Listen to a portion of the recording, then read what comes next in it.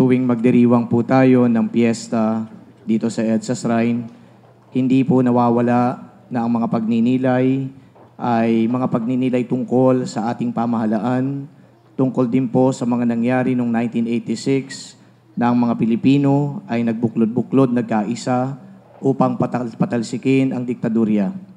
At ang iba ay nagrereklamo, bakit daw ang simbahan ay nakikisangkot na naman at nakikialam naman sa politika. Para po sa kaalaman ninyong lahat. Kaya po ganito ang tono ng mga mensahe dahil ang EDSA Revolution at ang EDSA Shrine ay magkaugnay. We do not see EDSA Revolution and EDSA Shrine in isolation.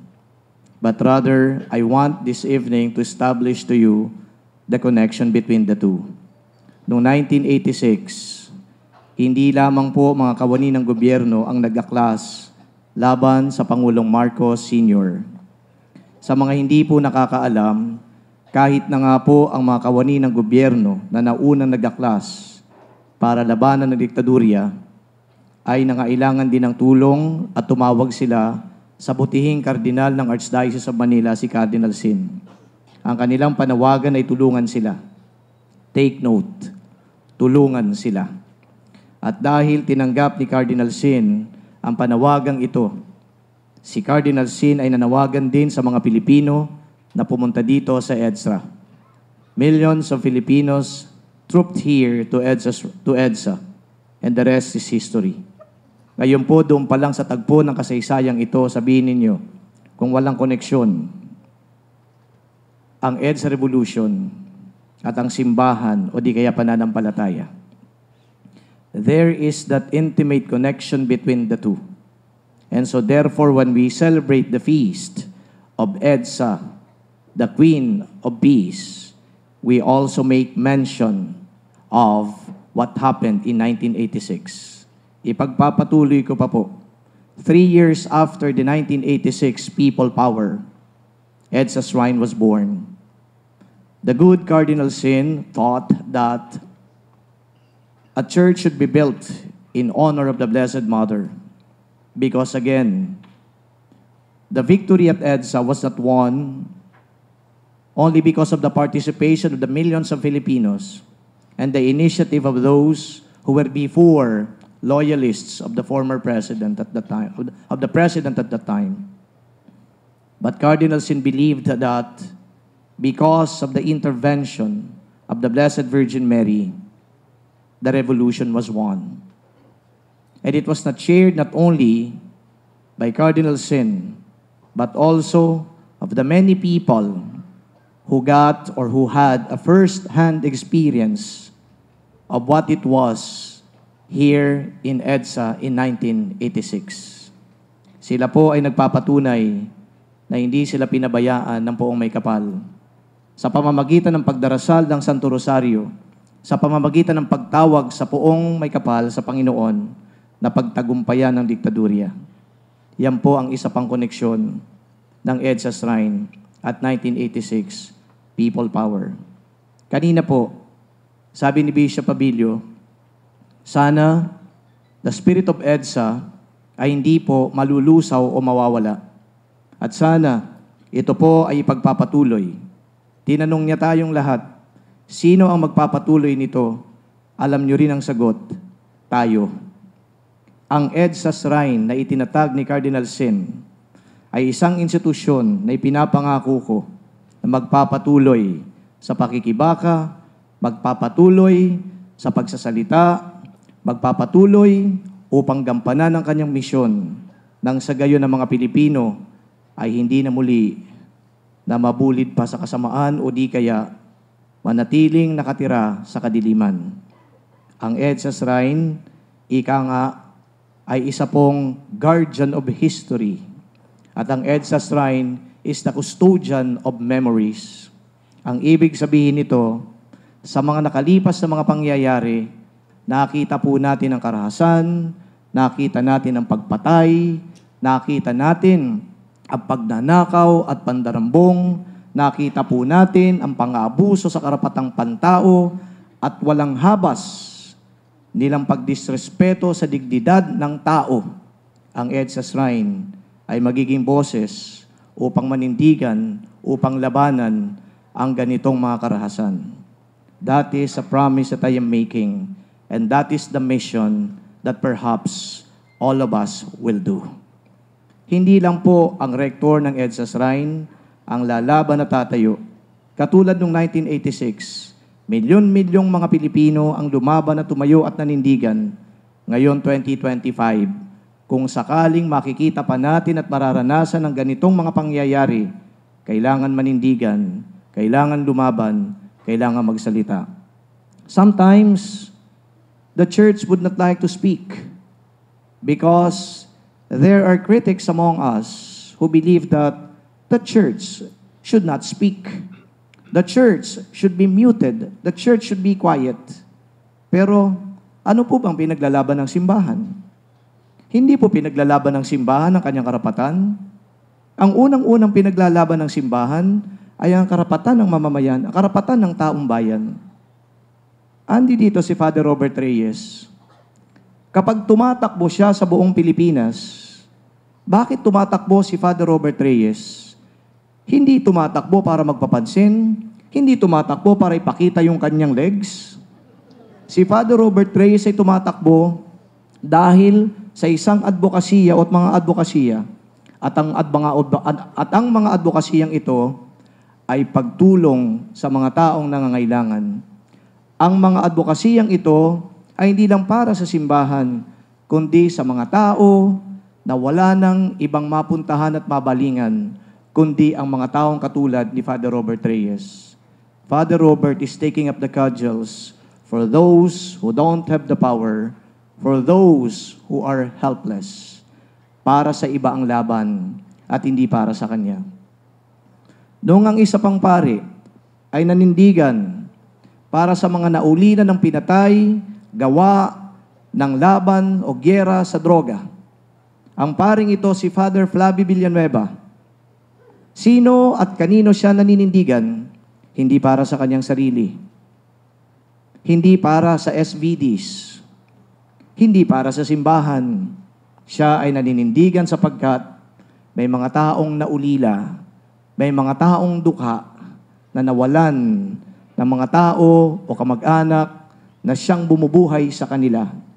Again, a priest is taking up the cudgels for the victims of murder and mass killings. Kanino siya lumalaban? Para kanino ang laban? Hindi para kay Father Flavi, para sa taong bayan, para sa mga Pilipino. When the church, for example, says things about what's happening in our society, sana ho, wag naman kayo mapipikon. Sana ho, wag naman kayo ang magkikriticize pa sa simbahan. When the church speaks, when the church teaches, and when the church emphasizes her prophetic mission and ministry, ito po ay nangangahulugan lang na hindi takot ang simbahan para tuligsain ang nakikitang kabulukan at mga mali sa lipunan. Kapag ang simbahan ho ay naging pipi na at bingi, ang simbahan ay hindi na ho simbahan. The church ceases to exist and he becomes now an institution that colludes with those who perpetuate evil in our society. Hindi po ganun ang misyon ng simbahan. Ang misyon ng simbahan sa mundong ito ay ituwid ang mga pagkakamali at mga baluktot na gawain. At si Bishop Abilio, sabi niya kanina, sana nga hindi tayo dapat matakot.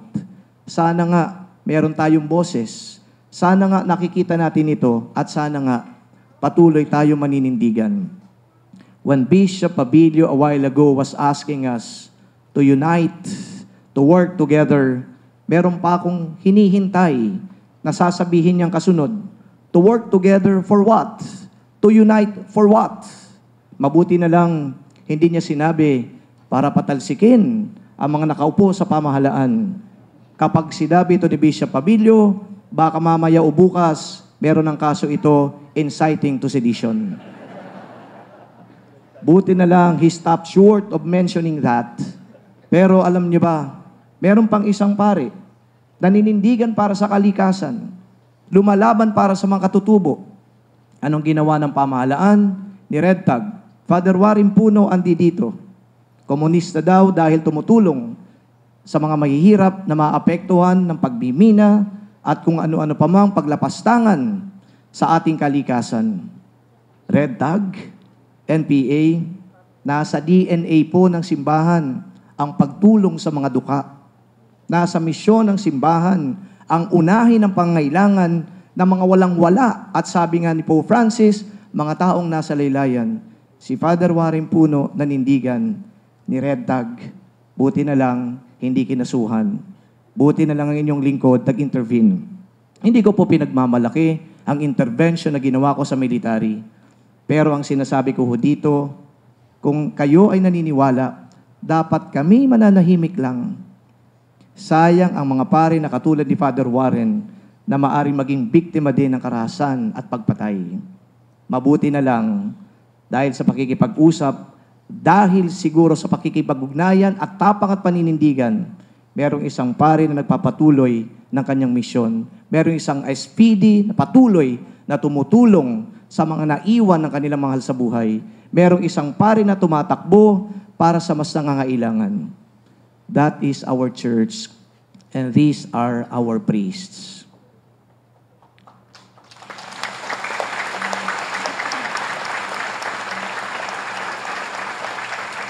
And I think, instead of you criticizing our church and our priests for being very active in social issues and political issues as well, we even have to be thankful. We have to be thankful because you have priests in the church on your side. I'm telling you, if there is evil, the church should thwart that evil. If there are abuses, the church should speak out in order to put a stop to those abuses. If there is corruption, the church should also be in the middle of it, putting a stop to corrupt practices.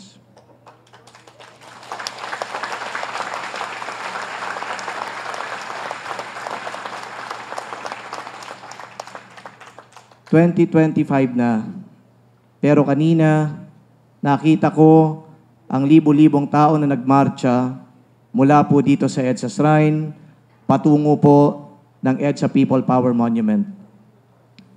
Ito po ay pagpapakita lamang ng mga Pilipino ay muling namumulat sa katotohanan na kailangan talaga nating kumilos para tulungan ng bawat isa, tulungan ng ating bayan. Kapag tayo ho ay naging apathetic, naging indifferent, dahil akala natin pagod na tayo sa pakikisangkot, pagod na tayo sa ating mga gawain, wala namang nangyayari. Sinabi ni Bishop Pabilio kanina, there is nothing impossible with God. And that is again another connection between people power revolution and our faith. Nothing is impossible with God. Bishop Pabilio also mentioned about people power, but please do not forget there is also prayer power. And today, as we celebrate the feast of the Our Lady of Peace, the patroness of EDSA Shrine, that is also one of my challenges to all of you. Let us have prayer power. Hindi lang pagbubuklod para labanan ang pamahalaan at kung sino paman na nangaabuso sa atin, kundi pagbubuklod upang tumawag tayo sa poong may kapal. In 1986, Filipinos were triumphant. I am very sure that if God is on our side, according to St. Paul, who can be against us? Walang imposible sa Diyos. Sama-sama tayo, magbuklod lang tayo sa pagtawag sa Kanya.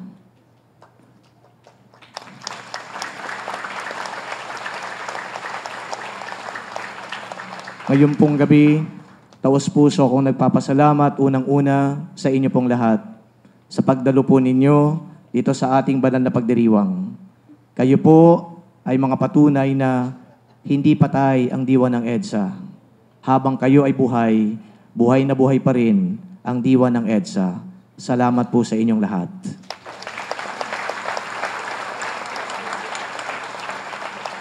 Nais ko rin pong pasalamatan ang mga kapatid kong pari. Marami ho sila, galing pa sa iba't ibang dioceses, iba't ibang religious congregation. Maraming salamat mga kapatid kong pari dahil kayo po ay may tapang at may paninindigan. Maraming salamat din po sa mga seminarista at mga madre na andi dito ngayon. Yes,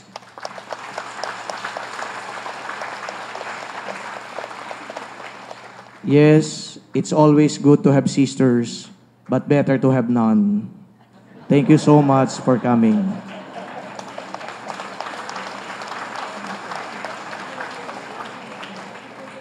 Maraming salamat din po, special mention, yung mga kasama kong pari sa Archdiocese of Manila. Kanina ho, nagbibiruan kami, yung mga pari ng Archdiocese of Manila, kapag ganitong mga pagtitipon, parang laging kulang kung hindi man nawawala. But at least, ngayon pong gabi, meron po tayong 3 na pari ng Archdiocese of Manila, si Father Anton Pascual,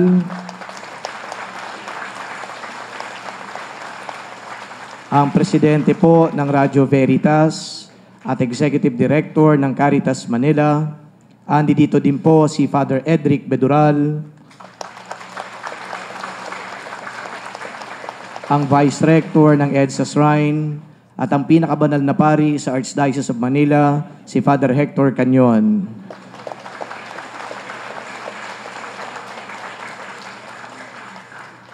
Father Matthew Douget is also here as one of my associate priests here at EDSA Shrine. Thank you, Father Matthew. Father Anjo as well, my gratitude to you, Father Anjo. Thank you so much. Pinasasalamatan ko din po si Bishop Ed Wanich, ang siya pong immediate predecessor ng ating main celebrant and preacher. Bishop Wanich, maraming salamat sa inyo pong pagdalo. Ang ating punong tagapagdiwang ay dating episcopal, dati po na apostolic administrator ng Archdiocese of Manila, bago po siya nalipat bilang Vicar Apostolic ng Taytay sa Palawan. Dati ko rin po siya na naging boss sa Catholic Bishops Conference of the Philippines, Episcopal Commission on Public Affairs. Nung siya pa po ang namumuno ng Public Affairs, ang tawag po namin dito ay Permanent Committee on Public Affairs. Nung siya po ay umalis na, ito po ay naging Episcopal Commission. Lumaki na. Hindi po pinalaki nung siya ay ando doon kasi si Bishop Abilio madaldal daw patungkol sa politika. Pero ganun pa man, Bishop, I can very well assure you, busog na busog po kami sa mga tinuran niyo po kanina.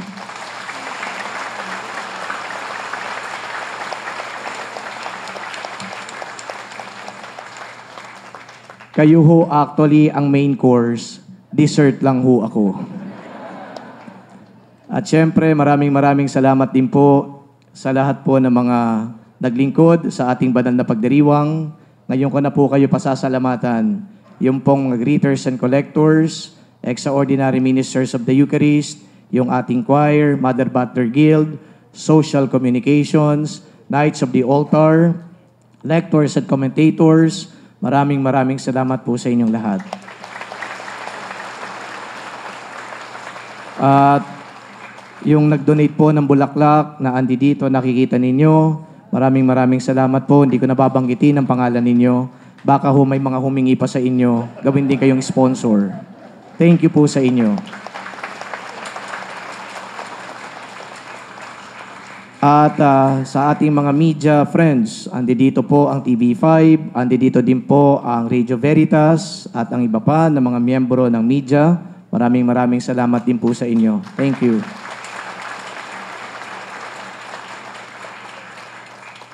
I-amplify po natin ang mensahe ng EDSA. I-amplify natin ang mensahe ng misang ito. Kanina binanggit din ni Bishop Abilio yung falsities, yung pong lies, at saka mga half-truths, at mga kasinungalingan, at iba pa. Two things about that, we need to always be committed to telling the truth and propagating the truth. And secondly, kapag po meron tayong naririnig at nakikita ng mga kasinungalingan, dapat maging masipag din po tayo na ituwid ang kasinungalingan. Sometimes, we don't want anymore to engage with these peddlers of lies. Kasi para sa atin, nakakapagod, may stress ka lang, makikipag-away ka pa.